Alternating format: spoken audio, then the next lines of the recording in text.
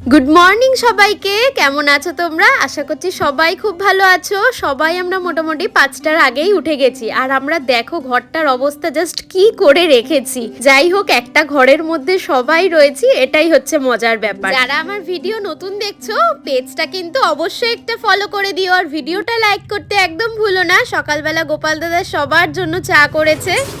এই যে সকালবেলা আবার পানের বাটি দিয়ে 5টার সময় এই যে পানের বাটা খুলে ফেলেছে। মুখ দেখাবো ক্লাই।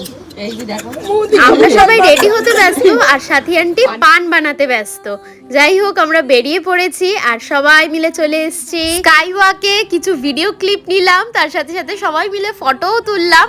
আবার যেইকে সেই এক্সেলেটর থেকে নামার সময় মিঠুমার ভয় দেখো, আর সবাই এইটা নিয়ে কত আমরা হাসাহাসি মজা করছিলাম। যাই হোক, এখন আমরা যাব হচ্ছে গঙ্গার দিকে।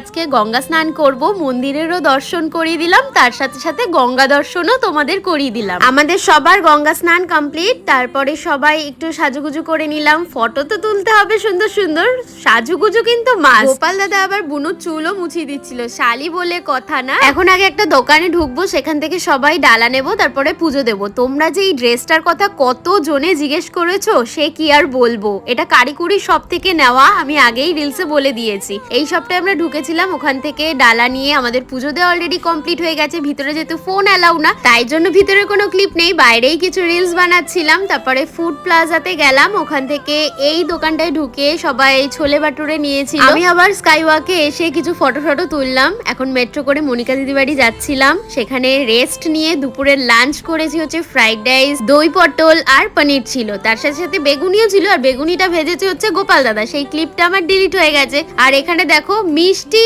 খেতে যে পপা দিদি কি ভালোবাসে, সবাইকে সার্ভ করতে করতে নিজেও মিষ্টি খেয়ে নিচ্ছে। আর আমরা বাচ্চা পার্টিরা আগে বসে পড়েছি। না আমি বাচ্চা নই, বাচ্চা পার্টিদের সাথে আমি খেতে বসে পড়েছিলাম। তারপরে আমি সাজুগুজু করে রেস্ট নিয়েছি। আর এদের আনন্দ দেখো, নাচানাচিও শুরু করে দিয়েছে। সবাই এক এক করে রেডি হচ্ছিল বাড়ি আসবে বলে। আমরা অনেক জ্বালিয়েছি, আপনি আমাদের হাবড়ায় যাবেন, যে দেখবেন যে অতিথি গেলে পরে কি করে আপ্যায়ন করতে হয়। সারাদিন জানি রাত্রিবেলা আপনার যত মনে পড়েছে সাথী আন্টি মনিকা দিদি বাড়ির এসিটাকে কত কি না বলে আসলো। এইবার আমরা এক এক করে বেরোচ্ছি, সবাই দেখো মনে হচ্ছে কি কান্নাকাটি করছে, এমন অবস্থা। একটা রাত শুধু কাটিয়েছি, কিন্তু আমরা যা মজা করেছি সেটা কি আর বলবো। আর আমি ভিডিওর মাধ্যমে তোমাদের সাথে ওই মজাটা শেয়ার করে নিচ্ছি। আমাদের মজাটা স্মৃতি হিসেবে যাতে থেকে যায়, তাই জন্যই ভিডিওটা বানিয়ে রাখলাম। ফাইনালি আমরা যাচ্ছি। সত্যি আমরা ফাইনালি এবার হাবড়াতে যাচ্ছি। তো মনিকা দিদি, মনা দাদা সবাই আমাদেরকে এগোতে এসেছিল। একটা রেল লাইন ক্রস করতে হয়, সেই পর্যন্ত চলে এসেছিল সবাই। তো ফার্স্টে আমরা নোয়াপাড়া মেট্রো স্টেশনে আসলাম। এখান থেকে মেট্রো ধরে দমদম যাব, তারপরে দমদম থেকে যেই ট্রেন পাবো সেটা ধরে হাবড়াতে যাব। সবাই এখন দমদম স্টেশনে রয়েছে। গোপাল দাদার গুড্ডু আগেই চলে গেছে, আর আমরা সবাই যেহেতু মেরাই রয়েছি, তাই জন্য মাতৃভূমিতেই ব্যাক করব। পান খাওয়া দেখো বন্ধ নেই, স্টেশনে এসেও পান খাওয়া চলছে। ফাইনালি আমরা হাবড়াতে চলে এসেছি। গোপাল দাদা আমাদের এখান থেকে সবাইকে পিক করেছে, আর বাড়িতে এসেই আগে কালুকে আদর করেছি। আর কালু এমন ভাব করছিল যে আমার উপর ও অনেক রাগ করেছে। দেখো, এই 2 দিন ভাই বাড়িতে ছিল, ভাই ওকে খেতে দিয়েছে।